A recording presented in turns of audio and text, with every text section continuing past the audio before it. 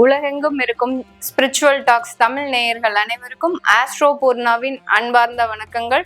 உங்களை எல்லாரையும் இந்த நல்ல நேரம் நிகழ்ச்சியின் மூலமாக சந்திக்கிறதுல பெருமகிழ்ச்சி அடைகிறேன்.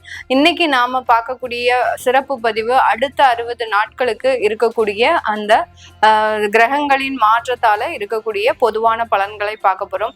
அடுத்த 60 நாட்கள் ஏன் அந்த மாதிரியாக நம்ம எடுக்கிறோம் அப்படின்னு கேட்டீங்கன்னா, இந்த 60 நாட்கள்ல கிரகங்களின் கோச்சார நிலவரமான அந்த வருட கிரகங்களாகப்பட்ட அந்த சனி பகவான் வக்ர நிவர்த்தி அடைஞ்சிடுறாரு. அடுத்து பாத்தீங்கன்னா குரு பகவான் அதிசார பெயர்ச்சி அடைஞ்சு இருக்கிறாரு. இந்த வருடமும் முடிய போகுது. அப்படி இருக்கக்கூடிய இந்த பட்சத்துல இந்த 60 நாட்கள் என்னென்ன மாதிரியான ஒரு மாற்றங்கள் ஒவ்வொரு ராசி என்பர்களுக்கும் கொடுக்க போகுது அப்படின்றத இந்த பதிவுல தெளிவா பார்க்கலாம். இந்த சேனலை முதல் முறையா பாக்குறீங்க அப்படின்னா சப்ஸ்கிரைப் பண்ணிக்கோங்க. பெல் பட்டன்ல ஆல் ஆப்ஷன் சூஸ் பண்ணீங்கன்னா உங்களுக்கு இந்த மாதிரியான தகவல்கள் அடிக்கடி நோட்டிபிகேஷனா வந்துட்டு இருக்கும். இந்த 60 நாட்கள்ல இருக்கக்கூடிய கோச்சார நிலவரங்கள் அப்படின்னு சொல்லும் போது வருட கிரகங்கள் ஆகப்பட்ட அந்த சனி பகவான் மீன ராசியில நிவர்த்தி பெற்று இருக்கிறார். குரு பகவான் கடக ராசியில உச்சம் பெற்று இருக்கிறார். அடுத்து பாத்தீங்கன்னா கேது பகவான் சிம்ம ராசியிலையும் ராகு பகவான் அந்த கும்ப ராசியிலையும் அமைப்பு பெற்று இருக்கின்றனர். இதனால ஏற்படக்கூடிய ஒரு மாற்றங்களை இந்த பதிவுல நம்ம தெளிவா பார்க்கலாம். வாங்க பார்க்கலாம்.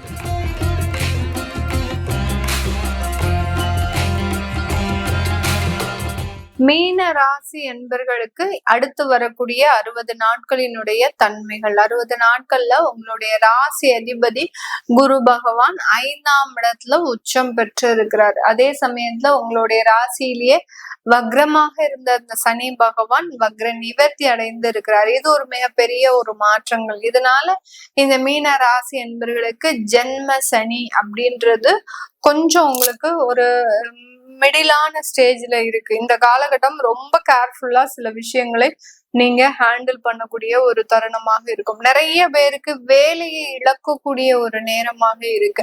அந்த 5ஆம் இடத்துல இருந்து குரு பகவான் சனியை பார்க்கறதுனால, உங்களுடைய ராசியை பார்க்கறதுனால இந்த காலகட்டம் ஒரு நல்ல ஒரு வாய்ப்புகள் நமக்கு கிடைச்சிருக்கு அப்படின்னு சொல்லிட்டு வேலையை விடக்கூடிய ஒரு தருணம். இது அப்படியே உங்களுக்கு ரிவர்ஸ்ல ஆயிடும். ஏன்னா 7.5 சனி அப்படின்றது ஒரு ஏமாற்று வேலையை தான் நிறைய இடத்துல செய்யும். அது நம்மளுக்கு நல்ல இடத்துல இருந்தாலும் சரி, கெட்ட இடத்துல இருந்தாலும் சரி, சில தேவையில்லாத பாதிப்புகளை அது கொடுத்துக்கிட்டே இருக்கும். இதுல first round, second round, third round இந்த மாதிரியாகலாம் கேட்டகரி பிடிச்சோம்னா அவங்க கேட்டகரிக்கு தகுந்த மாதிரியான சில ஏமாற்றங்களை கண்டிப்பாக கொடுத்தே தீரும். இப்ப வயதானவர்கள் இருக்கிறாங்க அப்படின்னா இந்த இடத்துல 5ஆம் இடத்துல இருந்து சனி உங்களுடைய ராசியையே பார்க்கிறாரு. வயதானவர்கள் இருக்கிறாங்க அப்படின்ற பட்சத்துல இந்த காலகட்டம் பாத்தீங்கன்னா இவர்களுக்கு குழந்தைகள்னால மன நிம்மதியை இழக்கக்கூடிய ஒரு தருணமாக இருக்கும். ஆனா 5ஆம் இடத்துல குரு உச்சமா இருக்காரு, நமக்கு ஏன் குழந்தைகள்னால ஏதாவது பாதிப்புகள் வருமா அப்படின்னா அங்கதான் அந்த 7.5 சனியும் சந்திரனும் சேர்ந்து அந்த இடத்துல உங்களுடைய ராசியில பயணிச்சிட்டு இருக்குது. அந்த குருவினுடைய பார்வை அந்த குழந்தைகள் சம்பந்தப்பட்ட சில பிரச்சனைகளை அதிகரிச்சுட்டு அதுக்கப்புறமா அதற்குண்டான ஒரு நிவர்த்தியை கண்டிப்பாக கொடுக்கக்கூடிய ஒரு தருணமாக இருக்கும். அதான் உங்களுடைய எதிர்பார்ப்புகளுக்கு நேர்மாறாக நடக்கக்கூடிய ஒரு தருணமாக தான் இருக்கும். அடுத்து செகண்ட் ரவுண்ட்ல இருக்கக்கூடிய ஒரு மிடில் ஏஜ்ல இருக்கிறாங்க அப்படின்னு பாத்தீங்கன்னா அவர்களுக்கு தொழில் சம்பந்தப்பட்ட நிறைய வாய்ப்புகளை கொடுத்து அடுத்து கடைசி கேன்சல் ஆகக்கூடிய ஒரு தருணம். இந்த இடத்துல பாத்தீங்கன்னா இந்த குரு பகவானின் பார்வை உங்களுடைய 9ஆம் இடத்துலயும் விழுது. அதனால சில வாய்ப்புகளை கண்டிப்பாக குரு பகவான் கொடுப்பாரு. அந்த வாய்ப்புகள் வந்து நீங்க அந்த விஷயங்களை எக்ஸிக்யூட் பண்றதுக்குள்ள குரு அடுத்து உங்களுக்கு அதிசாரம் முடிஞ்சு போயிடுவார். அதனால அந்த சனி ஸ்ட்ராங்கா தான் இருக்கிறார். இப்பவே இருந்தே அந்த சனி பகவான் ஸ்ட்ராங்கா இருக்கிறதுனால இந்த மாதிரியான பாதிப்புகளை ஒவ்வொரு கேட்டகரியிலையும் அந்த அளவுக்கு சில ஏமாற்றங்கள் அப்படின்றது கண்டிப்பாக இருக்கும்.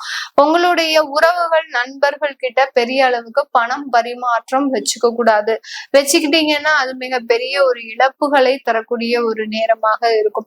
தொழில் ரீதியான சில முன்னேற்றங்கள் இருந்தாலும் அந்த தொழில்ல இருக்கக்கூடிய லாபத்தை தேவையான இடத்துல நீங்க முதலீடு செய்யணும், அல்லது கடன் சம்பந்தப்பட்ட விஷயங்களை நீங்க அடைக்கிறதுக்கும் முயற்சிகள் பண்ணணும். ஏன்னா 7.5 சனி இந்த ஒரு 3 மாசம் 4 மாசம் அப்படி நல்ல விதமா கொடுத்து திரும்ப இருக்கிறது எல்லாத்தையும் உருவிட்டு போயிடும். அந்த அளவுக்கு அந்த ஸ்வைப்பிங்ல இந்த 7.5 சனியை அடிச்சுக்கிறதுக்கு யாருமே கிடையாது, அந்த எந்த கிரகங்களுமே கிடையாது. அந்த அளவுக்கு ஃபுல்லா ஸ்வைப் பண்ணிட்டு போறதுல அந்த 7.5 சனி தான் ஒரு முக்கியமான ஒரு காலகட்டமாக இருக்கும்.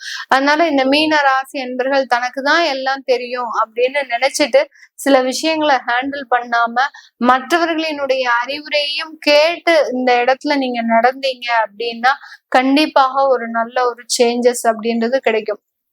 குரு உபதேசம் அப்படின்றத நீங்க தாராளமா எடுத்துக்கலாம்.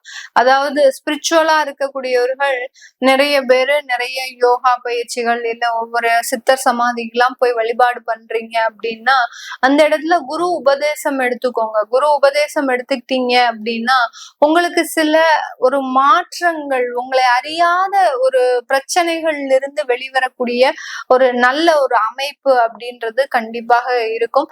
இந்த குரு உபதேசம் எடுக்கிறது மிக பெரிய பெரிய பிரச்சனைகள் இருந்தும் இந்த மீனராசி என்பர்கள் மிக சிறிய அளவுல மாட்டிக்கொள்ள முடியாதபடி தப்பிக்கிறதுக்கு உண்டான ஒரு நேரமாக இருக்கும். அதுதான் அந்த குரு உச்சமாக இருந்து ஒரு நல்ல ஸ்தானத்தை கொடுக்க போறார். பூர்வீக சொத்துக்கள்ல இருக்கக்கூடிய பிரச்சனைகள்லாம் இந்த காலகட்டம் முடியறதுக்கு உண்டான தருணம். அதனால பூர்வீக சொத்துக்கள் உங்களை வந்து சேர்ந்தடையறதுக்கு உண்டான ஒரு தருணமாகவும் புதிய சொத்துக்களை வாங்குறதுக்கு உண்டான சில முயற்சிகள்லையும் ஈடுபடக்கூடிய ஒரு நேரமாக இருக்கும். நிறைய மீனராசி என்பவர்கள் இந்த 60 நாட்கள்ல வெளிநாட்டு முயற்சிகள் அப்படின்றது அதிகப்படியாக செய்யறதுக்கு உண்டான ஒரு தருணம். வேலை வாய்ப்பா இருக்கட்டும், தொழில் ரீதியாக இருக்கட்டும், அடுத்து கன்சல்டன்சி சர்வீஸ் சம்பந்தப்பட்டாக இருக்கட்டும், எதுவாக இருந்தாலும் வெளிநாட்டு முயற்சிகள் அதிகமாக செய்ய போறீங்க. உற்பத்தி சம்பந்தப்பட்ட தொழில் சார்ந்து இருக்கக்கூடியவர்கள் எக்ஸ்போர்ட் சம்பந்தப்பட்ட பிசினஸ்ல அதிகப்படியாக கான்சென்ட்ரேட் பண்ணக்கூடிய தருணம். இதுல பூஜை சம்பந்தப்பட்ட பொருட்கள் விற்பனை செய்யக்கூடியவர்கள், ரீட்டைல் ஷாப் வச்சிருக்கீங்க அப்படின்னா நீங்க வெளிநாடுகளுக்கு எக்ஸ்போர்ட் பண்ணக்கூடிய அளவுக்கு உங்களுடைய ரீட்டைல் ஷாப் ஆனப்பட்டது நல்ல ஒரு முன்னேற்றத்தை அடையறதுக்குண்டான ஒரு நேரமாக இருக்கும். அடுத்து மருத்துவம் சார்ந்த சில துறைகள்ல இருக்கக்கூடியவர்களுக்கு உங்களுடைய அங்கீகாரம் அப்படின்றது அதிகரிக்கக்கூடிய ஒரு நேரம். உங்களுக்கு தேவையான பதவிகள், உங்களுக்கு தேவையான வருமான வளர்ச்சிகள் இது எல்லாமே அடையக்கூடிய ஒரு தருணமாக தான் இந்த மீனராசி என்பவர்களுக்கு இருக்கும். ஒரு பக்கம் உங்களுக்கு ஒரு வருமான ரீதியாக சில பிரச்சனைகளை அந்த சனி பகவான் கொடுத்தாலும் இன்னொரு பக்கம் நல்ல ஒரு வளர்ச்சிகளையும் கொடுப்பாரு இந்த 60 நாட்கள்ல. அதை நீங்க தேவையான இடத்துல முறையாக நீங்க பயன்படுத்தல அப்படின்னா மிக பெரிய அளவுக்கு இழப்புகளை சந்திக்கக்கூடிய ஒரு தருணமாக தான் இந்த மீனராசி என்பவர்களுக்கு இருக்கும். அதனால ரொம்ப கேர்ஃபுல்லா சில விஷயங்களை செய்யணும். அடுத்து காதல் போன்ற விவகாரங்கள்ல உங்களுக்கு மிகப்பெரிய ஒரு தலைவலி அப்படின்றது காத்துட்டு இருக்குது. ஒரு இடத்துல சம்மதம் கிடைச்சாலும் இன்னொரு இடத்துல உங்களுக்கு அந்த சம்மதம் அப்படின்றது கிடைக்காம நீங்க தனிப்பட்ட முறையில செயல்படுறதுக்கு உண்டான ஒரு நேரம். அந்த காதல்ல இருந்து உங்களால வெளியில வர முடியாத ஒரு தருணம். அந்த இடத்துல மாட்டிக்கிட்டு அதுல இருந்து என்ன ஒரு முடிவு எடுக்கிறது அப்படின்றது செய்ய முடியாத ஒரு தருணமாக தான் இருக்கும். திருமணம் சம்பந்தப்பட்ட விஷயங்கள்ல நல்ல ஒரு வளர்ச்சிகள், ஏன்னா சனியினுடைய பார்வை உங்களுடைய 7ஆம் இடத்திலே விழுறதுனால கண்டிப்பாக திருமணம் சார்ந்த ஒரு விஷயங்கள்லாம் நல்ல ஒரு மாற்றத்தையும், குழந்தை பாக்கியம் சம்பந்தப்பட்ட விஷயத்துல நல்ல இயற்கையான முறையில குழந்தை பிறப்பதற்கு உண்டான ஒரு அமைப்பையும் இந்த 60 நாட்கள் கொடுக்க போகுது.